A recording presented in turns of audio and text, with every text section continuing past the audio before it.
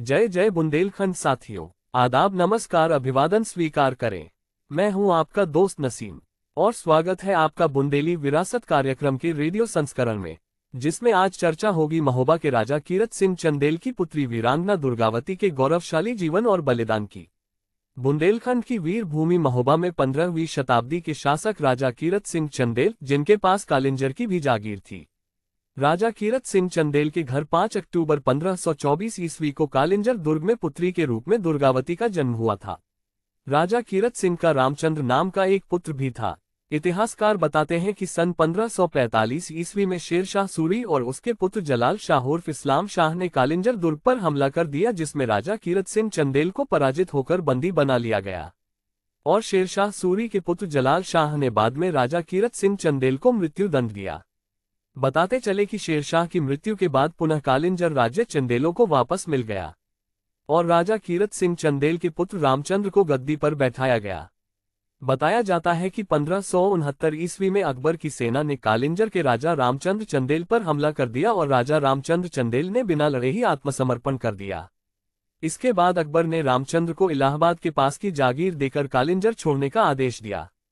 इतिहासकार बताते हैं कि राजा कीरत सिंह चंदेल की पुत्री दुर्गावती एक कुशल घुड़सवार, बेहतर तलवारबाज और बेहतर धनुष विद्या में निपुण के साथ युद्ध कला में भी निपुण थी। बताते चले कि जब दुर्गावती विवाह योग्य हुई तो राजा कीरत सिंह चंदेल ने गोंडवाना साम्राज्य की राजा संग्राम शाह के पुत्र दलपत शाह के साथ इनका विवाह करवा दिया। दलपत शाह एक वीर और साहसी योद्धा थे, जिसका प्रभाव रानी दुर्गावती पर भी पड़ा।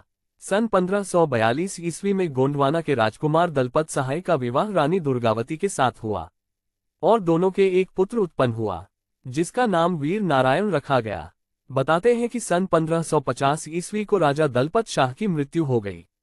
इसके बाद जब वीर नारायण 5 वर्ष की आयु के थे तब राजा दलपत शाह की मृत्यु के उपरांत दुर्गावती को गोंडवाना राज्य की कमान सौंपी गई और उन्हें गद्दी पर बैठाया गया। रानी दुर्गावती ने तकरीबन 15 साल तक गोंडवाना साम्राज्य पर वीरतापूर्वक शासन किया।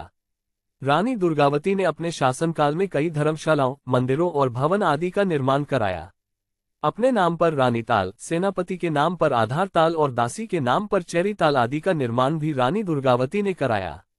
इतिहासकार बताते हैं कि सन 1556 ईस्वी में सुजात खान नामक मुगल सेनापति ने रानी दुर्गावती के साथ युद्ध किया, जिसमें रानी दुर्गावती ने मुगल सेनापति सुजात खान को बुरी तरह हराकर अपना गोंडवाना राज्य सुरक्षित रखा।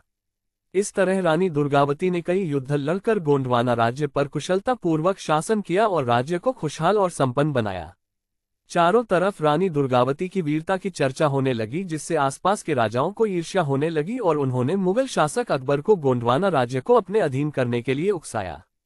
बताया जाता है कि मुगल शासक अकबर ने एक उपहार रानी दुर्गावती को संदूक में भेजा, जिसको खोलने पर दुर्गावती ने पाया कि उसमें एक चरखा रखा है, जिसका अर्थ लगाया गया कि स्त्रियों को घर पर रहकर ही चरखा चलाना चाहिए और राजपाट नहीं करना चाहिए। इसके जवाब में रानी दुर्गावती ने भी अकबर को एक संदूक उपहार में भेजा। जब अकबर ने ये संदूक खोलकर देखा तो उसके भीतर रुई धुनने की धुन्नी के साथ एक मोटा डंडा रखा था। अकबर ने इसका अर्थ लगाया कि तुम्हारा काम भी रुई धुनना और कपड़े बनाना है, तुम्हें भी राजकाज से क्या लेना देना। ये देखकर अकबर क्रोधित हुआ और उसने गोंडवाना राज्य पर हमला करने का संदेश रानी दुर्गावती के पास अपने सेनापति आसिफ खान के हाथों भेजा, जिस पर रानी दुर्गावती ने युद्ध करना स्वीकार किया लेकिन समझौता स्वीकार नहीं किया। बताते हैं कि अकबर के आदेश पर आसिफ खान ने गोंडवाना राज्य पर हमला शुरू कर दिया, जिसमें रानी दुर्गावती अपने 18 वर्षीय पुत्र वीर नारायण के साथ बहादुरी से युद्ध के मैदान में डटी रही और आसिफ खान का मुकाबला किया। इस युद्ध में रानी दुर्गावती के पुत्र वीर नारायण घायल हो गए, जिसे रानी दुर्गावती ने घायल अवस्था में चौरागढ़ के किले में भेज दिया।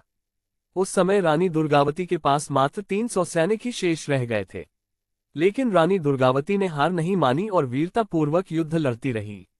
इसी बीच आसिफ खान के धनुष का तीर रानी दुर्गावती की दाहिनी आंख में आकर घुस गया। इसके बाद भी रानी दुर्गावती वीरतापूर्वक युद्ध करती रही, लेकिन उनकी दूसरी आंख में भी एक तीर आकर लग गया, जिससे रानी दुर्गावती की दोनों आंखें घायल हो गई। तब आसिफ खान की सेना रानी दुर्गावती की सेना पर लगातार हमला करती जा रही थी। रानी दुर्गावती ने जीवित न पकड़े जाने की सौगंध ली और अपने ही एक सैनिक से खुद को तलवार मारने का आदेश दिया है, लेकिन वह सैनिक अपनी रानी के ऊपर तलवार नहीं चल सका। अंत में रानी ने मजबूरी में अपना स्वाभिमान बचाने की खातिर अपनी तलवार अपने ही सीने में घोंपकर अपनी जान दे दी। 24 जून 1564 को रानी दुर्गावती युद्ध के दौरान शहीद हो गई।